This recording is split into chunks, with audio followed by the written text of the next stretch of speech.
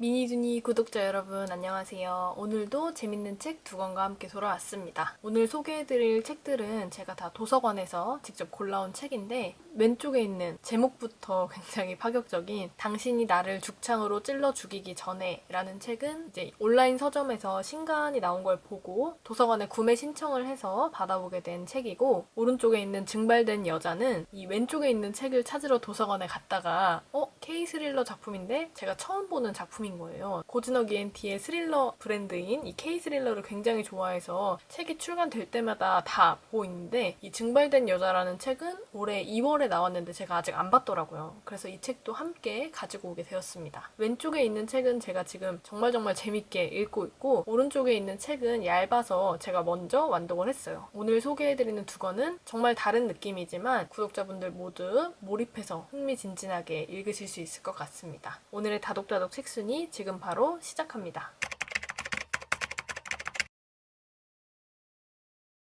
다독다독 책순위, 오늘 첫 번째로 소개해드릴 작품은 이용덕 작가님의 당신이 나를 죽창으로 찔러 죽이기 전에입니다. 제목이 굉장히 길죠. 신간소설 코너에서 보고 나서 이렇게 긴 제목이 과연 어떤 의미를 가지고 있을까라고 생각을 해보다가 좀 기사나 다른 분들의 리뷰를 찾아봤는데 1923년에 일본에서 관동 대지진이라고 정말 큰 지진이 났었어요. 근데 그때가 일제강점기였잖아요. 그래서 일본에 있던 한국인들이 굉장히 많았는데 그때 일본인들이 루머를 퍼뜨렸어요. 이렇게 혼란스러운 틈을 타서 조선인들이 우물에다 독을 풀었다. 일본인들을 다 죽이려고 한다. 그래서 조선인들을 모아놓고 죽창으로 찔러서 막 다 학살하는 그런 굉장히 잔인한 사건이 있었거든요. 그래서 뭔가 그런 게 조선인, 지금으로 따지면 한국을 혐오하는 이들을 상징하는 그런 방향에서 좀 생각을 해보게 되더라고요. 아무튼 이 책은 굉장히 의미가 깊은 책이에요. 저에게는. 왜냐면 저는 역사 중에서도 근현대사를 굉장히 좋아했고 대학에서도 역사를 전공을 했기 때문에 이런 역사 소설을 굉장히 좋아하는데, 특히 더 마음이 가고 좋았던 이유가 제일 한국인들의 이야기를 담고 있더라고요. 얼마 전에 올림픽이 끝났잖아요. 올림픽이 끝난 지는 좀 됐는데 유도 선수 중에 안창림 선수라고, 그분이 유퀴즈에 나온 걸 봤었어요. 그래서 제일 한국인으로서의 고충 이런 것들을 들으면서 되게 궁금했었는데 딱 이 책을 발견을 하게 된 거예요. 여러모로 궁금한 점이 많았는데 이번 기회에 이 책을 통해서 조금씩 더 제일 한국인들의 삶에 대해서 한 번 더 배울 수 있는 그런 계기가 된 것 같아서 굉장히 좋았어요. 그래서 구독자 여러분들께도 한번 읽어보시라고 가지고 오게 됐습니다. 카피를 보고 이 책을 꼭 읽어야겠다 생각을 하게 됐는데, 제가 제목으로 달아놓은 것처럼 혐한으로 물든 일본 사회에 반격을 가하려는 베일에 쌓인 6 청년들의 이야기, 이런 카피가 있었어요. 카피를 보고 정말 읽어보고 싶다는 생각을 더 가졌고, 작가님이 일단 제일 한국인 3세세요. 이용덕 작가님. 그래서 이분은 자신의 경험, 넓게 생각하면 인생이 담긴 이야기를 이 작품에 녹여놓으신 것 같더라고요. 소설의 시대적 배경은 근미래예요. 딱 여기서 몇 년도다 이렇게 정해놓은 건 아닌데 가까운 미래에 일본을 배경으로 하고 있습니다. 근데 일본에서 첫 여성 혐한 총리가 탄생을 합니다. 이 총리가 당선이 된 이후부터 제일 한국인들을 엄청 못살게 괴롭혀요. 예를 들면 외국인 대상 생활보호 지급 중지, 헤이트 스피치, 증오범죄, 사회가 한 마음으로 한 뜻으로 제일 한국인을 못살게 힘들게 그런 배경을 하고 있습니다. 이런 상황에서 한 인물이 등장을 하는데 가시와기 다이치라는 인물이 등장을 해요. 이 사람은 한국인 아버지와 일본인 어머니 사이에서 태어난 제일 한국인인데 아버지가 이제 변호사였어요. 그래서 약간 금전적으로는 좀 여유가 있는 집안에서 큰 사람인데, 이 사람이 이 소설에서 등장하는 계획의 판을 다 짜는 인물이에요. 가시와기 다이치. 이 다이치라는 인물이 자신을 포함해서 총 6명의 청년들을 모읍니다. 이제 판을 짜는 거예요. 거기 속한 인물들이 어떤 인물들이었냐면 여러 인물이 있었는데, 제가 이제 책을 읽으면서 가장 분노했던 사건의 주인공을 먼저 말씀을 드리자면 태수라는 남자가 있어요. 이 사람도 이제 제일 한국인이었는데 일본에 사는 제일 한국인이었어요. 근데 이 남자가 회식을 하고 있었는데 여동생 마야에게 전화를 받습니다. 그래서 얘기를 들어보니까 마야가 한국말을 쓰면서 걸어가고 있었는데 남자 3명이 시비를 건 거예요. 너 왜 일본에서 한국말을 쓰냐 이러면서 시비가 붙었는데, 이 남자들이 마야의 집 앞까지 쫓아온 거예요. 마야는 너무 겁이 나서 오빠에게 전화를 해서 지금 남자 3명이 나를 쫓아오고 있는데 너무 무섭다, 어떻게 해야 될지 모르겠다 라고 전화를 해서 오빠였던 태수가 빨리 집으로 뛰어가라, 얼른 집에 가서 문을 잠궈라 라고 얘기를 했는데, 안타깝게도 마야는 현관문 앞까지 따라온 그 남자들에게 강간을 당하고 살해를 당해요. 이런 얘기를 읽으면서 정말 살인 충동이 막 느껴질 정도로 정말 분노를 했는데, 여동생이 죽고 나서 정말 죄책감도 느끼고 남은 가족이 그 여동생 하나였기 때문에 삶의 이유를 거의 잃은 것과 다름없이 살고 있었는데, 이 여동생의 죽음이 이제 뉴스 언론에 밝혀지면서 좀 이상했어요. 왜냐면 이건 엄연히 살인사건이고, 그냥 이 살인사건, 남자 셋이 여자를 쫓아가서 여자를 성폭행하고 살해했다, 표면적으로 딱 팩트를 봐야 되는데, 당시 일본의 사회적 분위기 때문인지 모르겠지만 이것은 살인사건보다는 자꾸 증오범죄 이쪽으로 포커스를 맞추는 거예요. 저도 처음에는 읽으면서 한국인 증오범죄라고 했을 때 무슨 차이가 있나 싶었는데, 이게 살인사건이 아니라 자꾸 제일 한국인들의 문제점을 강조를 하기 시작한 겁니다. 어떤 일이 있었냐면,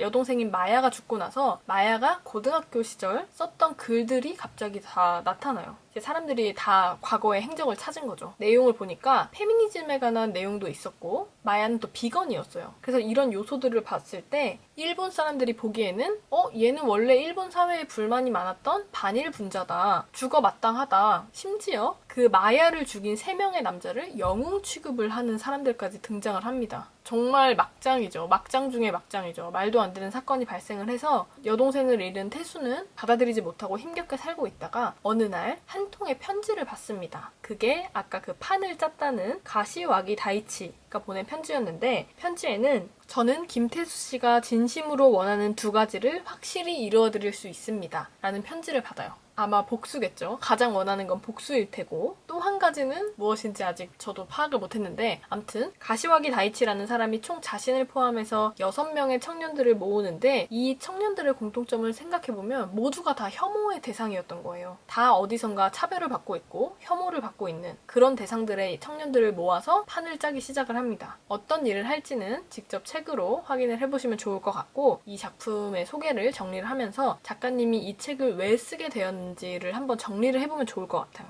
이 책을 시대가 쓰게 만들었다라고 얘기를 해요. 이게 꼭 나라 간의 혐오가 아니라 대상이 너무 많잖아요. 여성 혐오, 노인 혐오, 정말 많은 대상이 있는데, 이런 혐오의 대상들, 혐오가 만연한 사회에 이런 시대가 나를 이 책을 쓰게 만들었다라는 얘기를 하시더라고요. 또 이 소설에서 거의 이제 주제는 혐한이라는 걸 다루고 있는데, 혐한을 통해서 혐의를 이끌어내려고 한 것은 아니다. 한국인을 너무 미워하면서 차별한 사람도 물론 있었지만 그거를 막고자 했던, 정말 제일 한국인의 편에 서서 열심히 싸워줬던 일본인도 있기 때문에 그런 분들을 생각해서라도 반일 감정, 혐일 감정을 이끌어내려고 한 것은 아니다라는 걸 강조를 하시더라고요. 날로 심해지는 혐오와 차별 속에서 우리는 어떻게 살아가야 할까? 이 질문에 대해서 좀 진지하게 고민을 해보면서 이 책을 읽어보면 좋을 것 같습니다. 오늘의 첫 번째 책, 당신이 나를 죽창으로 찔러 죽이기 전에 였습니다.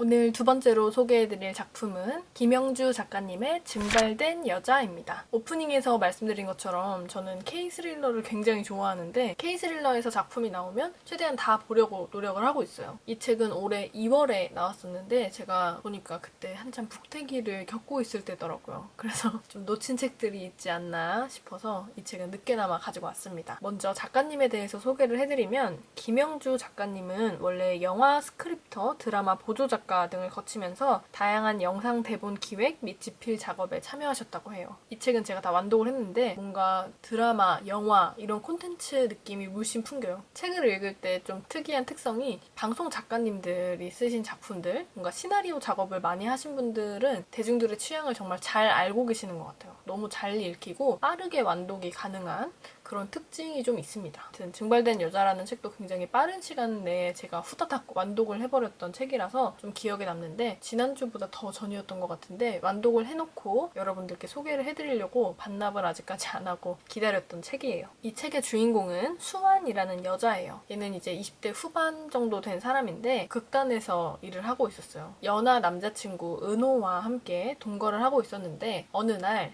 수완이 임신 사실을 알게 됩니다. 몇 주 안 됐지만 임신한 사실을 알고 알려야겠다 했던 날 갑자기 은호가 사라집니다. 이 나쁜 놈이 같이 살고 있던 그 집의 보증금을 빼서 튄 거예요. 그래서 집에 있던 가구들은 다 바깥에 나와 있고 결국 거리에 나가게 된 거예요. 지금 수아는 모아둔 돈도 없었고 심지어 얼마 전엔 알바에서도 잘렸고 극단 생활만으로는 이제 생활비를 보탤 수가 없었는데 이 수아이 일했던 극단에 극단주는 무슨 스포츠 센터 같은 걸 같이 운영을 하고 있었는데 극단에서 일이 없는 이 수아이 거기서 필라테스 강사를 같이 하고 있었어요. 이제 자기가 임신을 한 사실을 알고 있었으니까 아기가 자라면 필라테스 강사 이런 것도 정말 못하겠구나, 이제 큰일 났다 생각을 하고 있었는데 갑자기 한 여자가 등장을 합니다. 경진이라는 여자가 오는데 그 사람이 자신은 꼭 수환에게 필라테스 수업을 듣고 싶다라는 얘기를 해요. 근데 사실 수환이 막 수업을 그렇게 잘했던 것도 아니고 유명한 것도 아니고 특별한 게 전혀 없었는데 꼭 수환에게 수업을 듣고 싶다는 얘기를 해서 결국 만나게 돼요. 근데 알고 봤더니 경진은 SNS에서 굉장히 유명한 스타였어요. SNS에서만 유명했던 게 아니라 대기업의 이사로 있으면서 굉장히 부잣집 며느리로 유명했던 20, 30대 여성들의 워너비 스타 같은 그런 존재였어요. 그 경진이 갑자기 이제 수환을 찾아와서 수환에게 수업을 듣겠다고 하고 자꾸 친해지려는 모습을 보여요. 정말 비싼 레스토랑에 예약을 해둘 테니 같이 밥을 먹자 이런 얘기를 하고 수환이 그 약속을 잊고 있다가 몇 시간 늦게 등장을 해도 수환을 이해하면서 맛있는 걸 사주고 이유를 알 수 없는 친근함을 보이는 경진이었어요. 조건 없는 친절은 없죠. 경진이 수환에게 이런 제안을 합니다. 얼마 전에 내 여동생이 죽었는데 내 여동생인 남경이 되어달라. 이런 얘기를 해요. 그래서 수환은 이게 무슨 소린가 하다가도 자기가 지금 이제 살 길이 없는 거예요. 살 곳도 없고 뭘 해서 살지도 모르는 그런 상황에서 이건 어떻게 보면 신이 나한테 내려준 기회다. 동아줄이다 생각을 하고 경진의 제안을 수락하게 됩니다. 그래서 결국에는 경진이 주는 집, 오피스텔에서 경진이 주는 차를 타고 머리부터 발끝까지 자신의 동생인 남경의 모습으로 바뀔 수 있도록 3개월간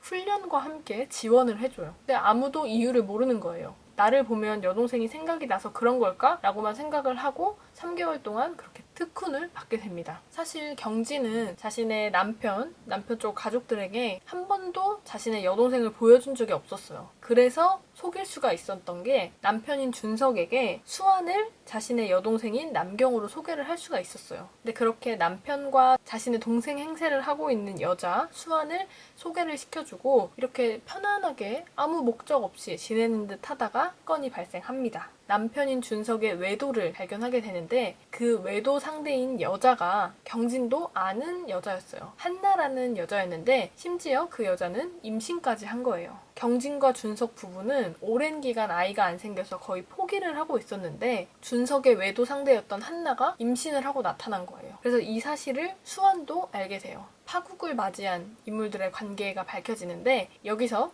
경진이 어떤 이유로 수환을 선택을 했는지, 앞으로 수환이 경진의 지원을 받으면서 해나가야 할 역할들은 무엇일지, 그리고 경진이 자신의 남편인 준석과 외도 상대인 한나에게 숨기고 있는 계획은 무엇인지 이런 내용을 보시면 아주 재밌게 읽으실 수 있을 것 같은 작품이었어요. 초반에는 사실 인물들이 그렇게 막 누구나 공감할 수 있게 뭔가 매력적인 인물로 다가오지 않아서 초반에는 저도 살짝 이게 무슨 내용이지? 라는 느낌을 받았는데 읽다 보면 뭔가 이 작가님이 어떤 이유로 이런 캐릭터를 구상을 했고 이런 소재들을 다뤘구나 좀 알 수 있게 되는, 재벌, 외도, 약간의 연기, 다른 사람인 척 연기 이런 소재들은 이제 소설에서 굉장히 많이 등장을 하는 소재이기 때문에 어떻게 보면 좀 금방 지루해지거나 결말을 예측할 수 있게 되긴 하는데 익숙한 소재를 가지고도 정말 새롭게 접근한 그런 느낌이 들어서 저는 굉장히 재밌게 읽었습니다. 오늘의 두 번째 책, 증발된 여자였습니다.